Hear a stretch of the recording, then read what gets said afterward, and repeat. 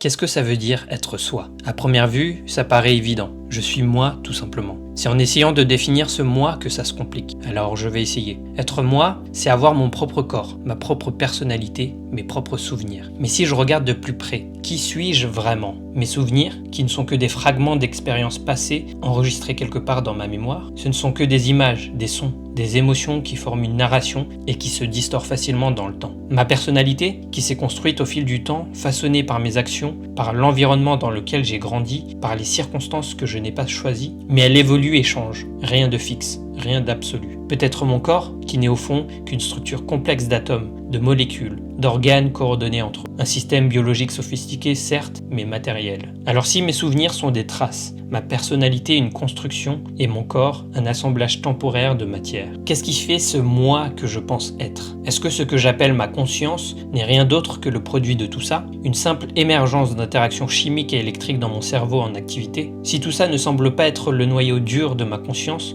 il y a quand même une chose dont je ne peux pas douter. Être moi, c'est surtout ce sentiment indéniable de ressentir, d'être ici et maintenant. Descartes disait « Je pense, donc je suis ». Le fait que je pense, que je ressente, me fait dire que même si je ne sais pas qui je sais que je suis. Même sans souvenir, sans identité, il restera toujours ce que je ressens, cette expérimentation du monde dont je fais l'expérience. Comme la présence du ciel qui perçoit le passage de chaque nuage de ses pensées, je suis présent et je fais bien l'expérience de tout ce que je vis. Être soi, c'est alors peut-être un subtil mélange entre ce moi qui agit, qui a son histoire, son identité, et ce moi qui observe, cette présence consciente qui regarde le film de la vie se dérouler.